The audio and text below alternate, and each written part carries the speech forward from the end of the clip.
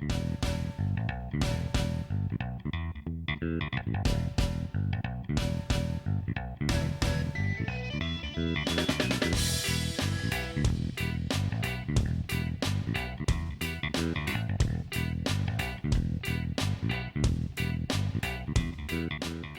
to Sweethearts or Rivals. I'm Charlotte. I'm Justin. What are we talking about today? Today we're going to be looking at 3 games that we thought we would really like. For sure. But didn't. Yeah. In 2015. Right. And are you saying that they're the top 3 2015 games? No. I didn't think so. Yeah. For us, whenever we do a list like this for the year, it's always new, like for the first time we've played them. Right. So they could be 2015 games, but they could also be from years earlier that we just never got a chance to play. Right. Because we don't get to play the volume of 2015 games that most other media creators get to play. Yeah. We don't get sent games directly from the publishers. That would be awesome. That would be cool, but no, we don't. Although we have won games through contests. This is true. So when you see a contest, you enter it because real games come in the mail. That's right. And they're cool. Yep. So, do you want to go first? What's your number 3? My number 3 would have to be Spyfall. Spyfall. Which was a 2014 release. Yep. So the reason I thought that I would just love this game so much, even though I don't normally gravitate towards like social kind of games. Yeah. Just the reviews for this game were out the roof. And when they were describing how much fun they were having with this game, I thought, that sounds like so much fun. And we have several different groups that we play with on the larger scale. So I thought, perfect. Let's get this game. It sounds awesome. Yeah. And when I envisioned playing it with these different groups, those envisionings were like just riotous. But then when we got the game and we played it with those 3 different groups that we have, I don't think any single one person was having fun when they played this game. They told us they were. They told us they were. We were told that people were enjoying themselves, but it didn't feel like... The look of fear on these people's faces when they were playing this game was uncomfortable to stomach. Yeah, it was almost like, well, I know you're the spy because you look like a deer in headlights. Yeah. So I think it's still... I just think it's not the game for our group. Yeah. Any of the 3 that we have. You do need a very specific kind of group, and I'm not sure what that group is because we've got several groups, and they're all good gamers. Mm-hmm. Some of the groups tend to like different kinds of games better, but they're all excellent gamers, and it didn't really hit with any group. No. Yeah. And there was one group that seemed to have a little bit more fun than the others. Yeah.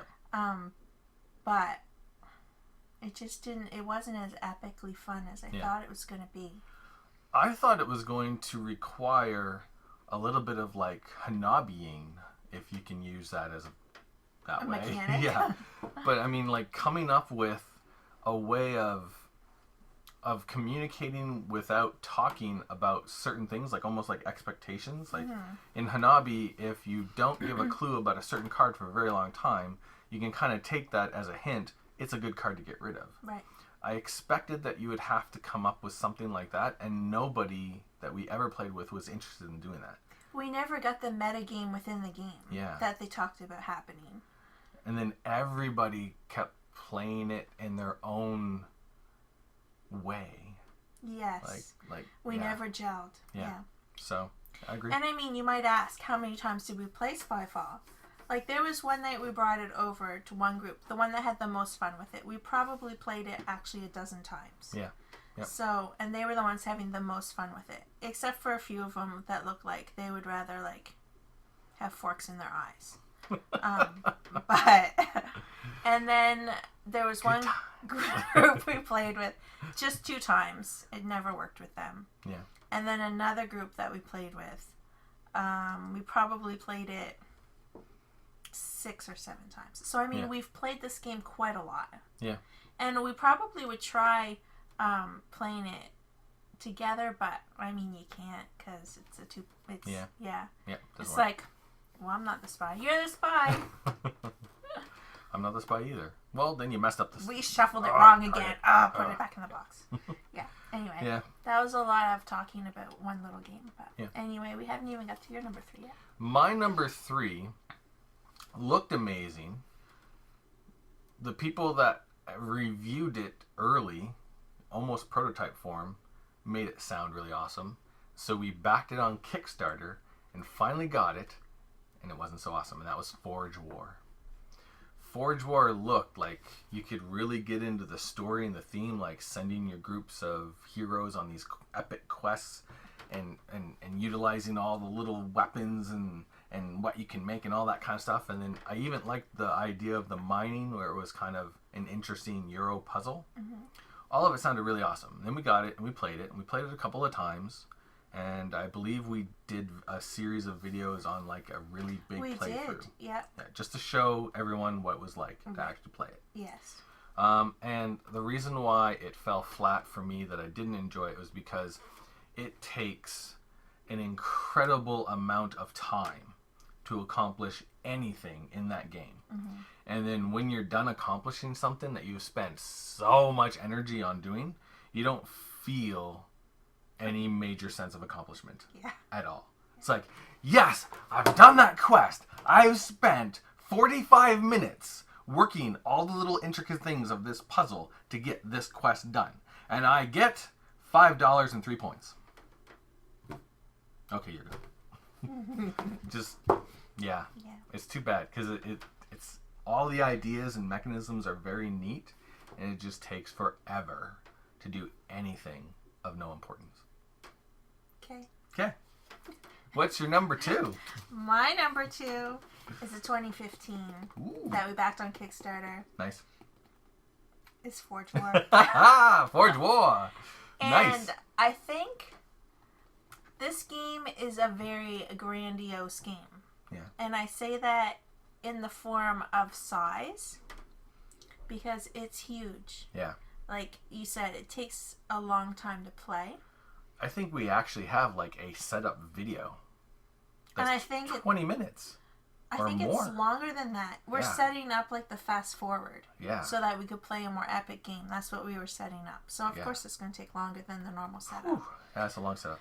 And I thought the mining part, the videos that we watched, the release kind of pre-videos before it was actually released, that they raved on about this mining thing. So I was expecting a lot from that mining thing. Yeah. But in really the overall thing with the mining for me, it's interesting, but I got really frustrated with it because the mining is how you get your materials to make your weapons to go on these quests.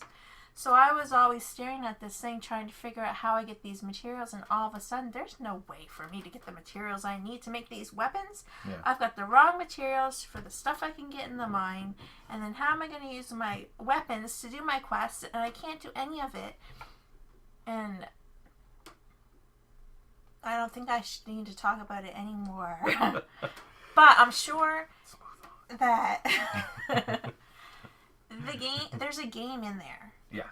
And I find it's a very interesting theme. It's a very interesting concept for a game. Yeah. And I think there are gamers out there that it will work for.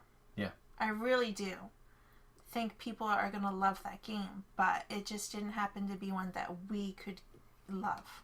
This is true. Yeah, I think the hype about it and the stuff that we watched leading up to the Kickstarter and what made us kickstart it, really gave us way huger expectations than you wait for this Kickstarter for so long, and over this time you're like, man, I can't wait to get that game. It's gonna be awesome. Remember this about that video. Remember that about this video. Yeah. And you build it up so big in your mind. And then you play it, and it's like, what? That's not the same one I remember. I didn't. Yeah. This isn't the same Kickstarter I backed. Anyway, what is your number 1? My number 2. Oh, I was going first. That's right. So Forge War for you is 3. It was 2 for me. What's your number 2? My number 2 is by a designer that I love, and almost every one of his games is awesome. And then this game was announced, and it had, because one of the big criticisms of his games is that he has no theme in them, or very little theme. Mm-hmm. So this one had this really interesting, unique theme. So we thought it was going to be awesome. And that was Aquasphere. Love Fell Gales. Stefan Feld, awesome games. A theme, like crazy theme that I've never seen makes before. Your eyeballs sing with joy. Yeah. So then we got it, and we played. And like, well, this isn't as good as I thought, but it's still pretty good, and it's interesting. Mm-hmm. And then somebody said, well, actually, you're doing a rule wrong. Oh, okay. Well, let's play it with the right rule. It's not as fun. And then somebody's like, actually, you're still playing with another rule wrong. And every time we got the right interpretation to a rule, which is a problem because there's a bunch of rules that we interpreted incorrectly. Right, just the way they were worded. Yeah. How we speak, maybe, and how the person who wrote the rule book speaks. Yeah. Could have been interpreted a couple different ways. Right, yeah. So that was a problem. But every single time we played the game more correctly, it became more restrictive, more constraints, more effort to get anything accomplished, to the point where it's no longer fun. It was a real bummer because it looked really cool. Yeah, that was a big disappointment. Yeah. That was a bummer. So, what's your number one? My number one game, I wonder if it's going to be the same as mine. Is a 2014 game. Okay. And it's also designed by a designer that we love almost every single one of his games. And it's the exact same game Justin just talked about. Aquasphere.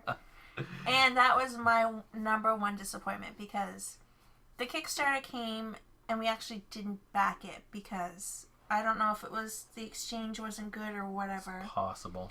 Or maybe I think it was the reviews. There weren't enough videos out yet and we couldn't research it. Yep. So we just maybe said, let's wait until the retail version comes out. Yeah. Well, by the time the reviewers were getting their copies in English to play, we realized we should have backed the Kickstarter. So we ended up getting an import that wasn't even in English early, and we paid extra for it. Yeah. And then we get it, and then all of a sudden, all those rules things happened, and Justin's exactly right. The more correct we played the game, the more frustrating it became. Yeah. And it was really, really, really disappointing, and I got sadder every time I played it, to the point that I could no longer play it ever again. And now it's gone. The end. And you almost feel really bad about that when it's a designer that you love, like every game that you've played of theirs so far. Yeah. Yeah. But also, it could have been having to do with a little bit of the hype. Like the call to the new and the hype and stuff. It's possible, yeah. And how it was built up in my mind. And then the frustration of what happened when we played it. Like, it just... Yeah. It turned sour. Yeah. My number one. My number one is actually a little bit embarrassing because we got it in a math trade. And I was talking about it so much that some friends of ours who were also participating in the math trade also got a copy of it. That one. Based off of just me talking about how much this game was going to be awesome. Right. And it's Doomtown Reloaded. Right. I also felt that was a horrible game. And I'll come right out and say I felt that was a horrible game. But when Justin was researching it for the math trade, I looked at it and thought, I don't remember the reviews being like knocking my socks off.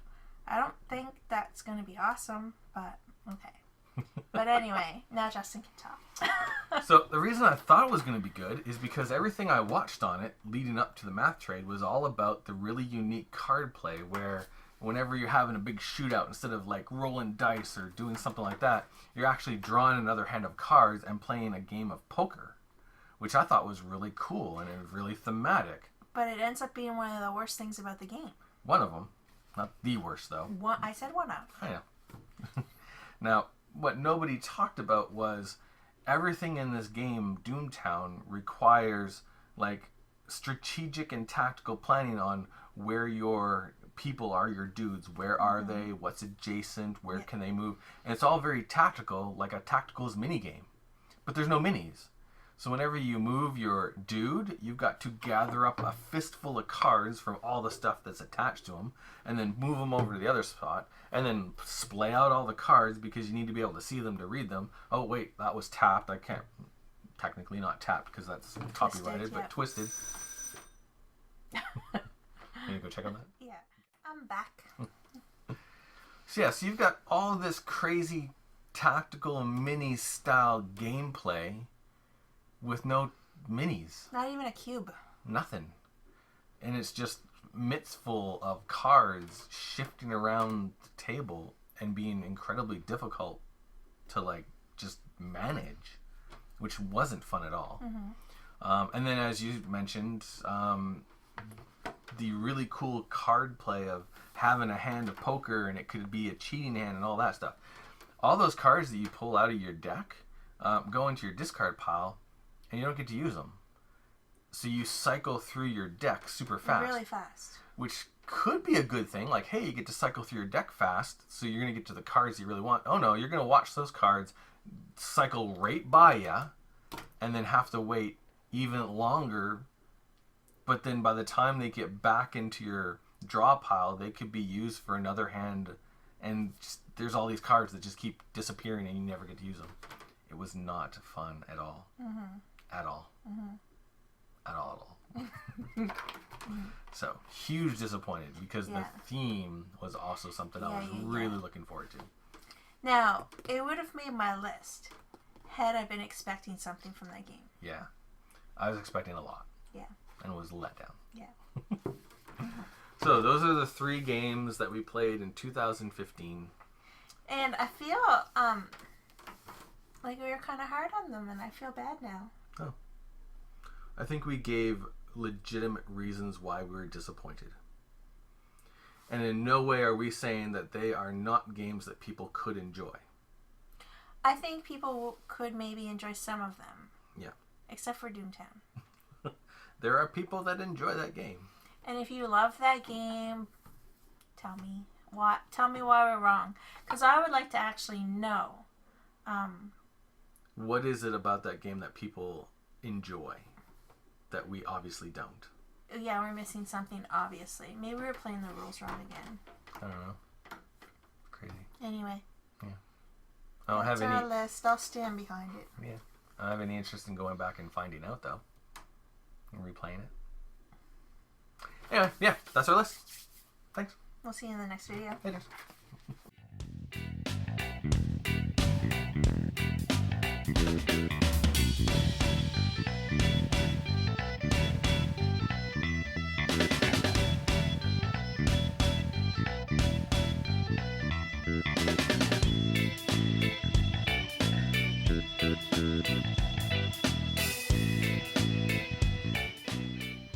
Anyway. We are actually right now waiting for our copy of Tricarion to arrive. If that's the same thing that happens at Tricarion, I'm going to cry a river of tears. Yeah. But we put a whole lot more effort into researching Tricarion we did. Because of what happened to Forge War. Yes. Yeah. Yeah. So, I don't think it's going to happen. We haven't got it yet, No. actually. It's not January yet. Tomorrow's January. Yeah. We'll see. Maybe there's a pickup of your parcel slip in our mailbox today. Woohoo! What time is it? The mailman could be walking up our steps right this very minute. It could be. Anyway, that's not part of this list. What is your number 1?